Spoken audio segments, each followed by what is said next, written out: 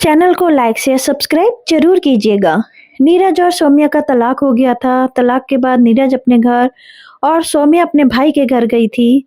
दोनों को अपनी नई जिंदगी शुरू करनी थी। अगले दिन नहा धोकर सौम्या आईने के सामने आई और कंघी करते हुए सिंदूर की डब्बी उठाकर सिंदूर लगाने लगी कि उसकी भाभी ने उसका हाथ पकड़ लिया और बोला, सौम्या अब तुम्हारा तलाक हो चुका है, तो यह सिंदूर लगाने की कोई जरूरत नहीं है। और यह मंगलसूत्र, चूड़ियां और बिछुए किसके नाम के पहन रखी हैं?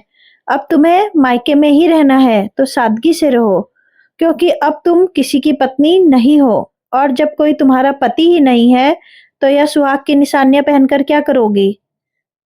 सौम्या अंदर तक कांप गई, क्योंकि जब से शादी हुई थी कोई दिन नहीं बीता था कि उसने सिंदूर न लगाया हो। उससे रहा नहीं गया, कुछ समझ में नहीं आ रहा था। भाभी उसके कमरे से सिंदूर की डिब्बी लेकर जा चुकी थी। उधर नीरज अपने कमरे में उदास बैठा हुआ था और सुबह की चाय का इंतजार कर रहा था, जो कि उसे सौम्या दिया करती थी। पर जब से वह इस घर में से गई थी, वह खुद जाकर किचन में अपनी चाय बनाता था, क्योंकि हर कोई अपने कामों में व्यस्त था।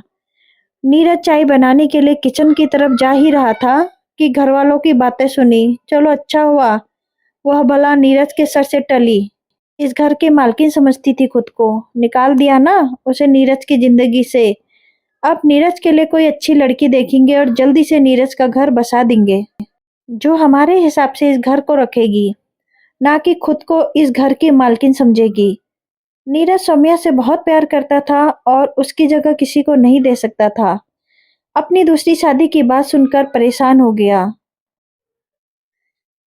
वह सौम्या की जगह किसी और को दे सकता है क्या? कागजों पे तलाक हो जाने से भगवान के आगे लिए 7 फेरे 7 वचन खत्म हो जाते हैं? नहीं, वह ऐसा कभी नहीं कर सकता था।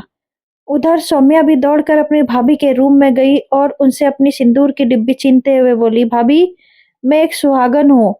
कागजों पर हस्ताक्षर कर देने से मैं मेरा पति से भगवान के आगे बना हुआ रिश्ता खत्म नहीं हो जाता। मेरा पति अभी भी जीवित है। मैं सुहागन हूँ और सुहागन ही इस दुनिया से जाना चाहती हूँ। मैं अपने पति के नाम का सिंदूर लगाऊंगी, क्योंकि यह मेरा धर्म है। कहकर सौम्या ने अपनी मांग भर ली। तभी नीरज का फोन आया। नीरज का नंबर देखते ही सौम्या ने फोन उठा लिया।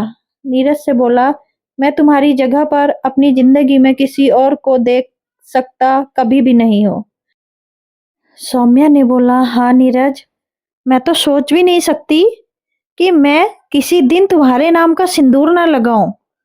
लोगों के बहकावे में आकर हम लोगों ने इतना बड़ा गलत फैसला ले लिया। नीरज ने बोला, कुछ कागजों पर किए गए हस्ताक्षर हमें एक दूसरे से कभी दूर नहीं कर सकते। भगवान ने हमारा रिश्ता बनाया है और हम इसे आखिरी दम तक निभाएंगे। सौम्या ने बोला, हाँ बिल्कुल निभाएंगे और अपनी गलतियों को सुधारेंगे। नीरज ने बोला, तैयार हो जाओ, मैं आ रहा हूँ तुम्हें लेने। हाँ नीरज, आप आ जाइए, मैं आपका इंतजार कर रही हूँ। आज आपको अपनी दुल्हन आपका इंतजार करते हुए ही मिलेगी। और सौम्या ने नीरज के इंतजार में अपना श्रृंगार करना शुरू कर दिया। नीरज के घर वाले को सौम्या के घर वाले उन लोगों को देख रहे थे, पर उन लोगों ने अपने जीवन का सही निर्णय बिना किसी बहकाव में आए अपने दिल के अनुसार आज ले लिया था।